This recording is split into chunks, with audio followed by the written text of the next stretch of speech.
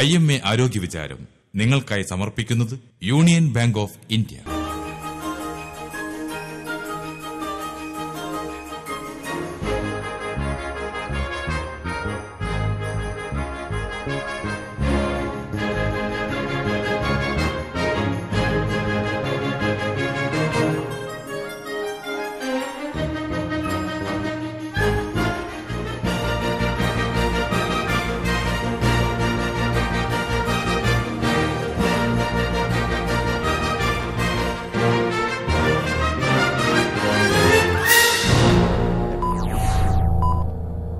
നമസ്കാരം.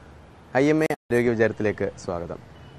ലോകാരോഗ്യ സംഘടന ചില രോഗങ്ങളെ ഗ്ലോബൽ ഇമർജൻസി അല്ലെങ്കിൽ ആഗോള അടിയന്തരാവസ്ഥയിലുള്ള രോഗങ്ങൾ എന്ന് പ്രഖ്യാപിച്ചിട്ടുണ്ട്.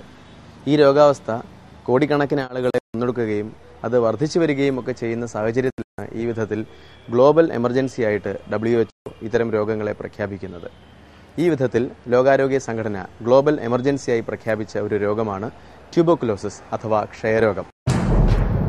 1882 മാർച്ച് 24 ഡോക്ടർ റോബർട്ട് കോക്ക് എന്ന ശാസ്ത്രജ്ഞൻ ഏറ്റവും മാരകമായ കൊലയാളി രോഗാണുവിനെ കണ്ടെത്തിയ വിവരം ലോകത്തെ അറിയിച്ച ദിനം.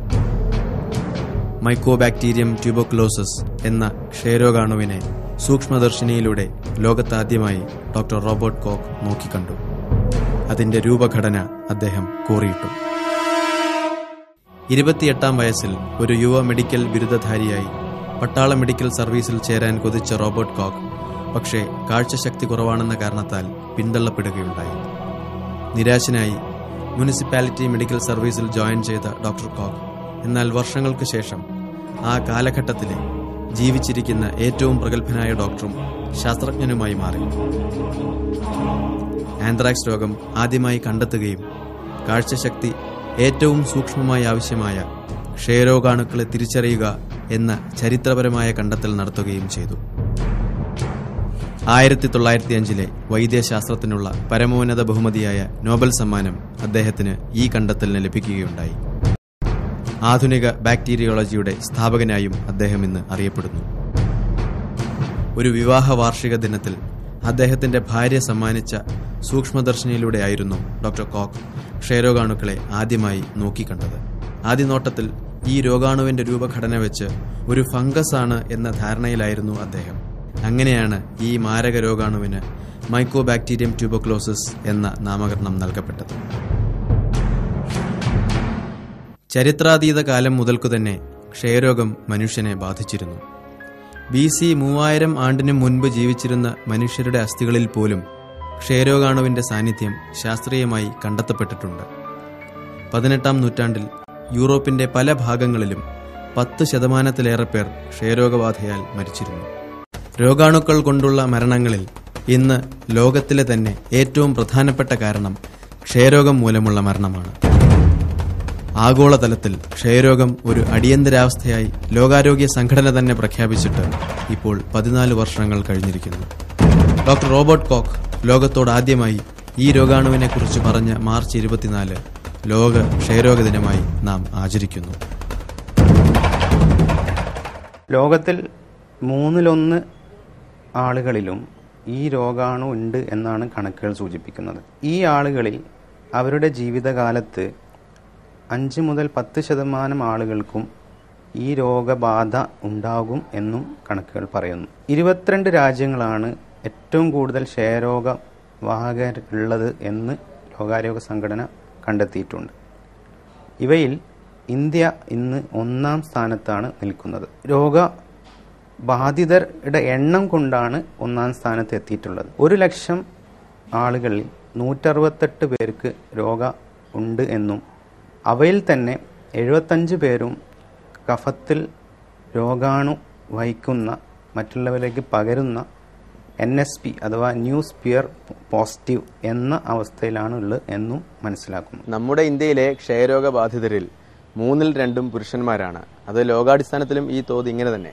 പക്ഷേ നമ്മുടെ നാട്ടിൽ പ്രത്യേകിച്ചും ഇതൊരു പ്രൊഡക്റ്റീവ് ഏജ് ഗ്രൂപ്പ് അല്ലെങ്കിൽ ഒരു 15-50 വയസ്സിന് ചുവടെ, അതായത് ഏറ്റവും അധികം തങ്ങളുടെ ഔട്ട്പുട്ട് രാജ്യത്തിനും കുടുംബത്തിനുമൊക്കെ നൽകാൻ സാധിക്കുന്ന ഒരു പ്രായപരിധിയിലുള്ള പുരുഷന്മാരെയാണ് ഇത് ഏറ്റവും അധികം ബാധിക്കുന്നത്.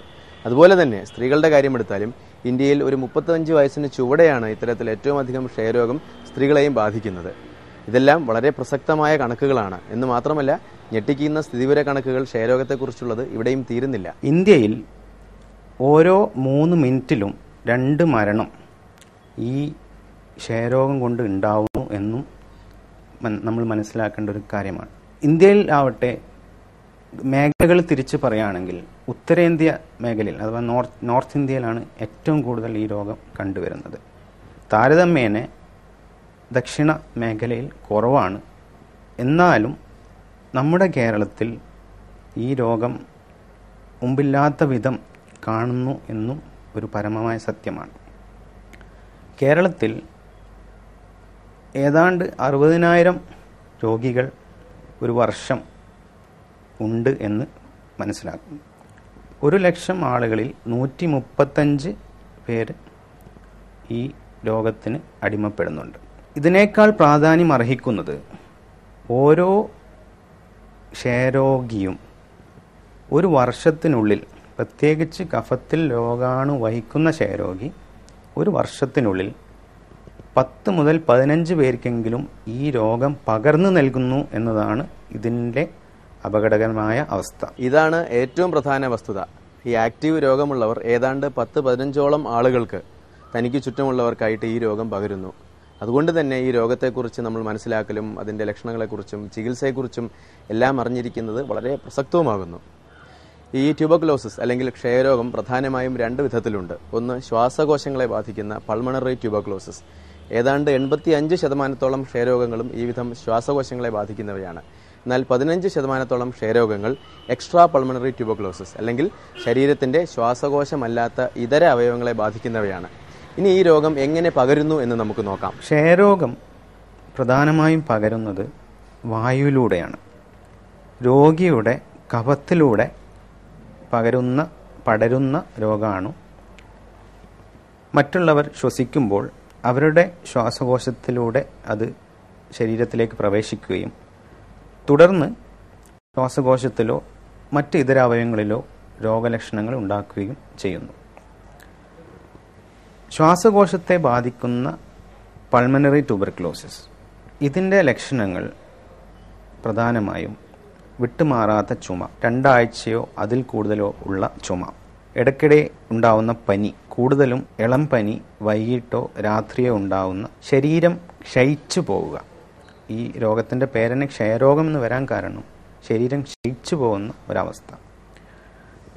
ഇതുകൂടാതെ വിശപ്പില്ലായ്മ, ശരീരത്തിന് എന്നും ക്ഷീണം തോന്നുന്ന ഒരവസ്ഥ, ഇതൊക്കെയാണ് പ്രധാനമായും ക്ഷയരോഗത്തിൻ്റെ ശ്വാസകോശത്തെ ബാധിക്കുന്ന പൾമണറി ട്യൂബർകുലോസിസിൻ്റെ ലക്ഷണങ്ങൾ. പലപ്പോഴും ഇങ്ങനെ വിട്ടുമാറാത്ത ചുമയിൽ, ചുമച്ച് തുപ്പുന്ന കഫത്തിൽ രക്തപ്പാട് ഉണ്ടാകാറുമുണ്ട്. അപ്പോൾ നമ്മുടെ നാട്ടിൽ സർവ്വസാധാരണമായിട്ട് കണ്ടുവരുന്ന പൾമണറി ട്യൂബർകുലോസിസ് എന്ന ശ്വാസകോശ ക്ഷയരോഗത്തിന്റെ പ്രധാന ലക്ഷണങ്ങൾ ഇവയൊക്കെയാണ്. ഇനി ഈ പൾമണറി ട്യൂബർകുലോസിസിന്റെ രോഗനിർണയം. ക്ഷയരോഗം ഉണ്ടാക്കുന്നത് മൈക്കോബാക്ടീരിയം ട്യൂബർകുലോസിസ് എന്ന ബാക്ടീരിയയാണ്. ഈ ബാക്ടീരിയയെ കഫത്തിൽ കണ്ടുപിടിക്കുക എന്നതാണ് പൾമണറി ട്യൂബർകുലോസിസ് കണ്ടുപിടിക്കാനുള്ള പ്രധാന വഴി. നമ്മുടെ രാജ്യത്ത് എമ്പാടും സർക്കാർ അംഗീകൃതമായ വിദഗ്ധ പരിശീലനം ലഭിച്ചിട്ടുള്ള DMCകൾ, അതായത് ഡയറക്റ്റ് മൈക്രോസ്കോപ്പി സെൻ്ററുകൾ ലഭ്യമാണ്. ഈ സ്ഥലങ്ങളിൽ പോയിട്ട് കഫം പരിശോധിച്ച് ഈ കഫ പരിശോധന വഴിയാണ് ഈ രോഗം സ്ഥിരീകരിക്കുന്നത്. നെഞ്ചിൻ്റെ എക്സ്റേ എടുക്കുന്നതിലൂടെ ഈ പരിശോധനാ ഫലങ്ങൾ സഹായകമാകുന്നു എന്നും നമ്മൾ മനസ്സിലാക്കുന്നു.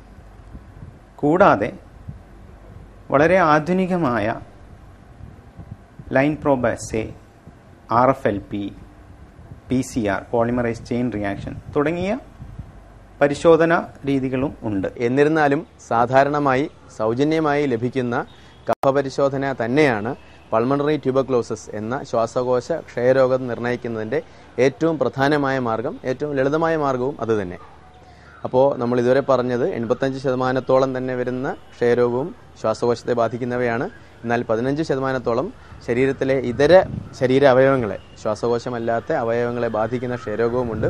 ഇത് സത്യത്തിൽ ഏത് അവയവത്തെയും തന്നെ ക്ഷയരോഗം ബാധിക്കാം. ഏറ്റവും കൂടുതൽ കാണുന്നത് കയലകൾ, അതായത് ലിംഫ് നോഡിനെ ബാധിക്കുന്ന ലിംഫ് നോഡ് TB എന്ന ഒരു അവസ്ഥയാണ്. ശരീരത്തിലെ കയലകൾ തടിച്ചു വരികയും അതിനോടനുബന്ധിച്ച് പനിയും വേദനയും ചില ആളുകളിൽ അത് പൊട്ടി വ്രണമാവുകയും ചെയ്യുന്നതായിട്ട് കാണും. ഇതിനെയാണ് ലിംഫ് നോഡ് ട്യൂബർക്ലോസിസ് അല്ലെങ്കിൽ TB ലിംഫഡിനൈറ്റിസ് എന്ന് പറയുന്നത്. രണ്ടാമത് കൂടുതലായിട്ട് കാണുന്ന എക്സ്ട്രാ പൾമണറി ട്യൂബർക്ലോസിസ് ശ്വാസകോശത്തിൻ്റെ പുറത്തുള്ള ആവരണമായ പ്ലൂരയെ ബാധിക്കുകയും അങ്ങനെ ഈ പ്ലൂറൽ സ്പേസ്, ഈ ശ്വാസകോശത്തിൻ്റെയും പ്ലൂരയുടെ ഇടയിലുള്ള സ്പേസിൽ നീര് വന്ന് നിറയുകയും പ്ലൂറൽ എഫ്യൂഷൻ എന്ന ഒരു രോഗാവസ്ഥ ഉണ്ടാകുകയും ചെയ്യും. ഇത്തരം രോഗികളിൽ വിട്ടുമാറാത്ത കിതപ്പ്, അതിൻ്റെ കൂടെ ഇളം പനിയും മറ്റ് ലക്ഷണങ്ങളും ഉണ്ടായേക്കാവുന്നതാണ്. കൂടുതലും പ്രായം കുറഞ്ഞ ആളുകളിലാണ് ഈ പ്ലൂറൽ എഫ്യൂഷൻ കണ്ടുവരുന്നത്.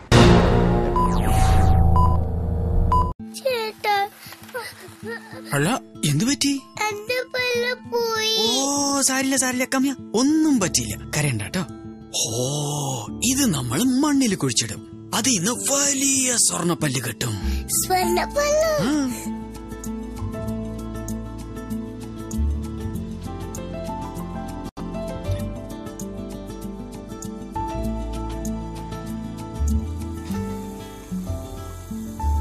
ദിവ്യ, എന്തായി ചെയ്യണേ? ഞാനില്ലേ ഒരുപാട് സ്വർണ്ണപ്പല്ല് മുളപ്പിക്കുക. എന്തിന്? ചേട്ടന് റേസിംഗ് കാർ വാങ്ങാൻ ഒരുപാട് പൈസ കിട്ടും.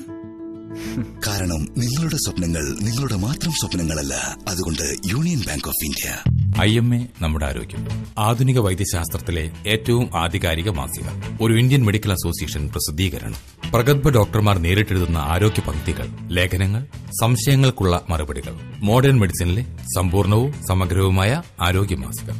ആധികാരികതയിലെ അവസാന വാക്ക്. IMA നമ്മുടെ ആരോഗ്യം, ആരോഗ്യ മാസിക. ഇന്ത്യൻ മെഡിക്കൽ അസോസിയേഷൻ പ്രസിദ്ധീകരണം. മലയാളി കുടുംബത്തിന്റെ ആരോഗ്യ വഴികാട്ടി. 15% വരുന്ന എക്സ്ട്രാ പൾമണറി ട്യൂബർക്ലോസിസിൽ കൂടുതലായിട്ട് കണ്ടുവരുന്നത് കഴലകളെ ബാധിക്കുന്ന TB ആണ്. രണ്ടാമത് പിന്നെ കാണുന്നത് പ്ലൂറ അല്ലെങ്കിൽ ശ്വാസകോശ ആവരണത്തെ ബാധിക്കുന്ന TB ആണ്. മൂന്നാമത് സാധാരണമായി കണ്ടുവരുന്നത് ബോൺ ആൻഡ് ജോയിന്റ് അല്ലെങ്കിൽ എല്ലുകളെയും സന്ധികളെയും ബാധിക്കുന്ന ട്യൂബർക്ലോസിസ് ആണ്. ഇതിൽ തന്നെ കൂടുതലായി കണ്ടുവരുന്നത് നട്ടെല്ലിനെ ബാധിക്കുന്ന TB ആണ്. ഇതിൻ്റെ ലക്ഷണങ്ങൾ വിട്ടുമാറാത്ത നടുവേദന, ചില ആളുകളിൽ കൂടുതലായിട്ട് ശരീരം ഈ നട്ടെല്ല് കുനിഞ്ഞു പോകൽ അഥവാ കൈഫോസിസ്, ഇതിനെ പോട്ട് സ്പൈൻ എന്നും വിളിക്കാറുണ്ട്. ചില ആളുകളിൽ നട്ടെല്ലിൻ്റെ ഭാഗത്ത് ചെറിയ വേദനയോടുകൂടിയുള്ള തടിപ്പുണ്ടാകുന്നു ഒരു ലക്ഷണമായിട്ട് കാണുന്നു. നട്ടെല്ലിനെ ബാധിക്കുന്ന ട്യൂബർക്ലോസിസ് കൂടുതലായും വിദഗ്ധമായിട്ടുള്ള പരിശോധനയിലൂടെയും പിന്നീട് എക്സ്റേ, CT, MRI തുടങ്ങിയ പരിശോധനകളിലൂടെയും സ്ഥിരീകരിക്കാൻ പറ്റുന്നതാണ്. ചില അവസരങ്ങളിൽ രോഗബാധിതമായിട്ടുള്ള നട്ടെല്ലിൽ നിന്നും നീര് കുത്തിയെടുത്ത് പരിശോധിക്കേണ്ടയും ആവശ്യം വന്നേക്കാം. ശ്വാസകോശേതര ക്ഷയരോഗത്തിൽ പ്രത്യേകം പരാമർശിക്കപ്പെടേണ്ട ഒന്നാണ് മിലിയറി ട്യൂബർക്ലോസിസ്.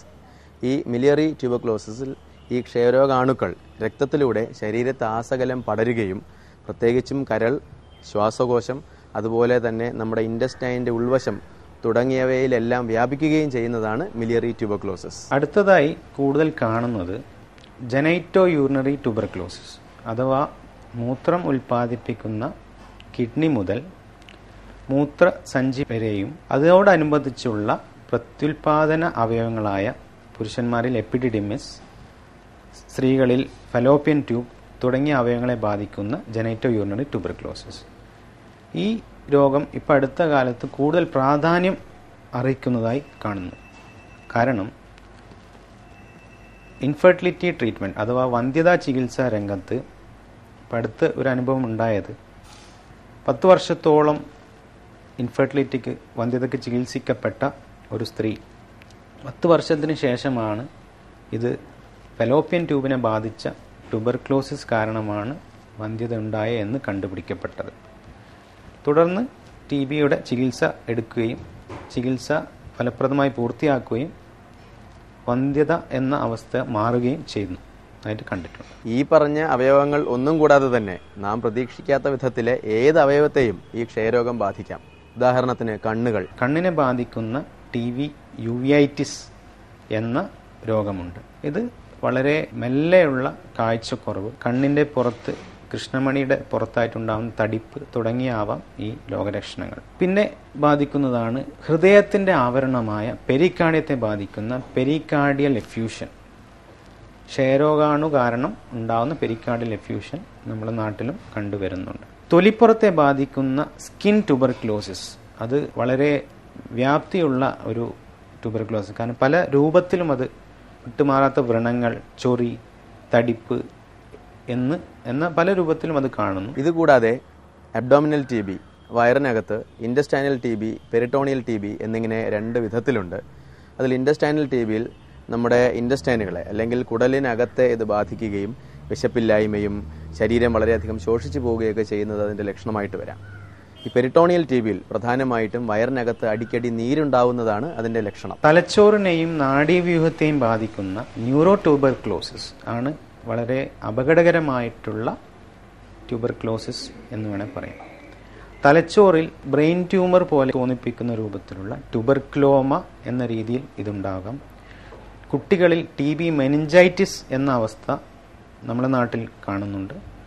അതേപോലെ സുഷുമ്ന നാഡിയെയും ബാധിച്ച് കൈകാലുകളിൽ തളരുന്ന പാരാപരസിസ് പോലുള്ള അവസ്ഥയും ഈ രോഗം കൊണ്ടുണ്ടാകാം. ഇനി ഈ ക്ഷയരോഗത്തിൻ്റെ മറ്റൊരു പ്രധാന വശത്തേക്ക് വരാം, ഇതിൻ്റെ ചികിത്സ.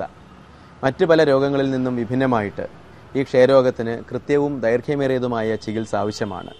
കൃത്യമായി ചികിത്സ എടുക്കുകയാണെങ്കിൽ പൂർണ്ണമായി ചികിത്സിച്ച് ഭേദമാക്കാവുന്ന രോഗമാണ് ക്ഷയരോഗം. പൾമണറി ട്യൂബർക്ലോസിസ് ആവട്ടെ, എക്സ്ട്രാ പൾമണറി ട്യൂബർക്ലോസിസ് ആവട്ടെ, ചികിത്സ ഒന്ന് തന്നെയാണ്. പ്രധാനമായും 4 മരുന്നുകൾ, INH, റിഫാംപിസിൻ, പൈറാസിനമൈഡ്, എത്താംബ്യൂട്ടോൾ, ഇത് കൂടാതെ സ്ട്രെപ്റ്റോമൈസിൻ കൂടി ഉൾപ്പെടുത്തിക്കൊണ്ടുള്ള പലതരം ക്രമത്തിലുള്ള ചികിത്സ ടി ബിക്ക് ലഭ്യമാണ്. ഈ രോഗത്തിൻ്റെ പ്രാധാന്യം കണക്കിലെടുത്ത് നമ്മുടെ രാജ്യത്ത് ഇതിനുള്ള ചികിത്സ സൗജന്യമായി ലഭ്യമാണ്. ഇപ്പോൾ 2 കാറ്റഗറി ആയിട്ടാണ് ഈ ചികിത്സ നടത്തുന്നത്, കാറ്റഗറി 1 ആൻഡ് കാറ്റഗറി 2. ഈ ചികിത്സാ പദ്ധതിയാണ് RNTCP, revised national tuberculosis control programme, പുതുക്കിയ ദേശീയ ക്ഷയരോഗ നിവാരണ പദ്ധതി. സത്യത്തിൽ ലോകത്തെ തന്നെ ഏറ്റവും ബൃഹത്തായ ആരോഗ്യ പദ്ധതികളിൽ ഒന്നാണ് ഈ RNTCP എന്ന് പറയുന്നത്. ഈ RNTCP വഴി ക്ഷയരോഗ നിർണയവും അതിൻ്റെ ചികിത്സയും എല്ലാം തന്നെ പരിപൂർണ സൗജന്യമായി എല്ലാ ആളുകൾക്കും ലഭിക്കുന്നു. ഈ സൗകര്യം ഇന്ന് എല്ലാ സ്ഥലത്തും നമ്മുടെ രാജ്യത്ത് തന്നെ നമ്മുടെ നാട്ടിലും എല്ലാം സർവ്വസാധാരണമായി ലഭ്യമാണ്. വർഷങ്ങളായിട്ടുള്ള പഠനങ്ങളുടെയും പരീക്ഷണങ്ങളുടെയും അടിസ്ഥാനത്തിൽ നേരത്തെ പറഞ്ഞ മരുന്നുകൾ പ്രത്യേക ക്രമത്തിൽ നൽകുന്ന ചികിത്സാ രീതിയാണ് ടി ബിക്ക്, ക്ഷയരോഗ ചികിത്സക്ക് ഉപയോഗിക്കുന്നത്. നമ്മുടെ നാട്ടിൽ സർക്കാർ RNTCP, revised national tuberculosis control programme എന്ന പദ്ധതി 1997 ആദ്യമായി നടപ്പിലാക്കിയത്. 2006 രാജ്യത്തുടനീളം ഈ പദ്ധതി നടപ്പിലാക്കുകയും വളരെ ഫലപ്രദമായി ചികിത്സ നടത്തുകയും ചെയ്യുന്നു. ഈ പദ്ധതിയുടെ കീഴിൽ രോഗികളുടെയും അവരുടെ തുടർ ചികിത്സയുടെയും കൃത്യമായ രജിസ്ട്രേഷനും അതിൻ്റെ അവലോകനവും നടത്തി വരുന്നു.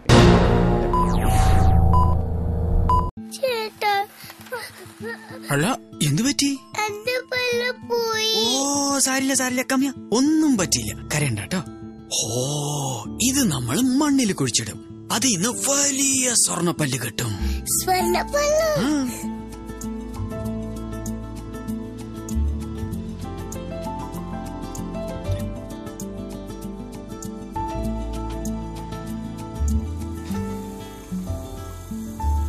ദിവ്യ, എന്തായി ചെയ്യണേ? ഞാനില്ലേ ഒരുപാട് സ്വർണ്ണപ്പല്ല് മുളപ്പിക്കുക. എന്തിന്? ചേട്ടന് റേസിംഗ് കാർ വാങ്ങാൻ ഒരുപാട് പൈസ കിട്ടും.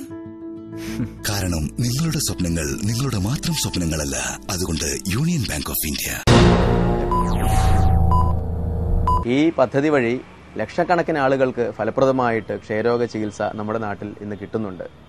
കണക്കുകൾ കാണിക്കുന്നത് ഇന്ത്യ മഹാരാജ്യത്ത് മാത്രം പ്രതിവർഷം $24 ബില്യൺ ക്ഷയരോഗം മൂലം നഷ്ടമാകുന്നത്, പ്രൊഡക്ടിവിറ്റിയായും എല്ലാമായിട്ട്. ആയതിനാൽ തന്നെയാണ് ഇന്ത്യ ഗവൺമെന്റ് ഇതൊരു വളരെ പ്രധാനപ്പെട്ട ഉത്തരവാദിത്വമായി കണ്ടതും RNDCP എന്ന ഏറ്റവും ബൃഹത്തായ ആരോഗ്യ പദ്ധതി ഇതിനായിട്ട് വിഭാവനം ചെയ്ത് ഫലവത്തായി നടപ്പിലാക്കുന്നത്? RNDCPയുടെ കീഴിൽ പ്രധാനമായും 2 രീതിയിലുള്ള ചികിത്സയാണ്.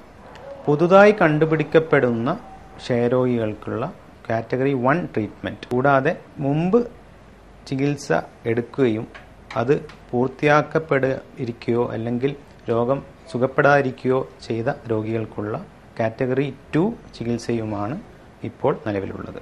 RNDCPയുടെ ചികിത്സ രീതിയിൽ ഏറ്റവും പ്രധാനമായി പറയാനുള്ളത് DOTS എന്നതാണ്, ഡയറക്ട്ലി ഒബ്സർവ്ഡ് ട്രീറ്റ്മെന്റ് സ്ട്രാറ്റജി. അതായത് ചികിത്സക്ക് വേണ്ടിയിട്ടുള്ള മരുന്നുകൾ രോഗികൾ ഉത്തരവാദിത്തപ്പെട്ട ആരോഗ്യ പ്രവർത്തകരുടെ നേരിട്ടുള്ള സൂപ്പർവിഷനോടുകൂടി മരുന്ന് എടുക്കുകയും അങ്ങനെ മരുന്ന് രോഗി കഴിച്ചു എന്ന് ഉറപ്പുവരുത്തുകയും ചെയ്യുന്നു. ഇതിൽ ഈ RNDCP DOTS പദ്ധതിയിലെ കാറ്റഗറി 1 ചികിത്സ പ്രധാനമായും 6 മാസത്തേക്കാണുള്ളത്.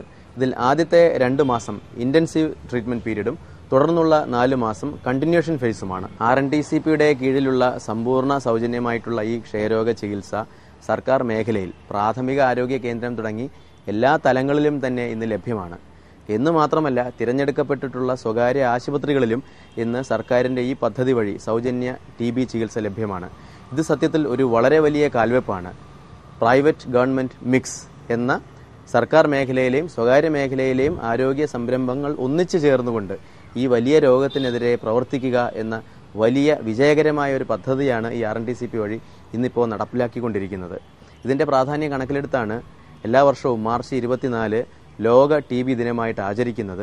ഇതിൽ തന്നെ പ്രത്യേകിച്ചും നമ്മുടെ നാട്ടിലെ ഒരു സാഹചര്യം കണക്കിലെടുത്ത് കേരള സർക്കാർ ഏപ്രിൽ 31 വരെ തന്നെ ഇതിന്റെ ആചരണത്തിന്റെ ഫേസ് എക്സ്റ്റെൻഡ് ചെയ്യുകയും ഈ മാസം ആകമാനം തന്നെ ഇത് TB ബോധവൽക്കരണ മാസമായിട്ട് തന്നെ കണക്കാക്കി ആചരിക്കുകയാണ്. ക്ഷയരോഗത്തെ ലോക ആരോഗ്യ സംഘടന ഒരു ഗ്ലോബൽ എമർജൻസിയായി പ്രഖ്യാപിക്കാൻ കാരണം ഇപ്പോൾ അടുത്ത കാലത്തായി വന്നിട്ടുള്ള MDR ട്യൂബർക്ലോസിസ് അഥവാ മരുന്നുകൾക്കെതിരെ പ്രതിരോധ ശക്തി നേടിയ ട്യൂബർക്ലോസിസ്, അത് കൂടാതെ എക്സ്റ്റെൻസീവ്ലി ഡ്രഗ് റെസിസ്റ്റന്റ്, അത് മരുന്നുകൾക്ക് പൂർണ്ണമായും പ്രതിരോധം നേടുന്ന അവസ്ഥയിലുള്ള ട്യൂബർക്ലോസിസ്, ഇതിൻ്റെ ആഗമനത്തോടു കൂടിയാണ് ലോക ആരോഗ്യ സംഘടന ഇതിനെ ഒരു ഗ്ലോബൽ എമർജൻസിയായി പ്രഖ്യാപിച്ചിട്ടുള്ളത്.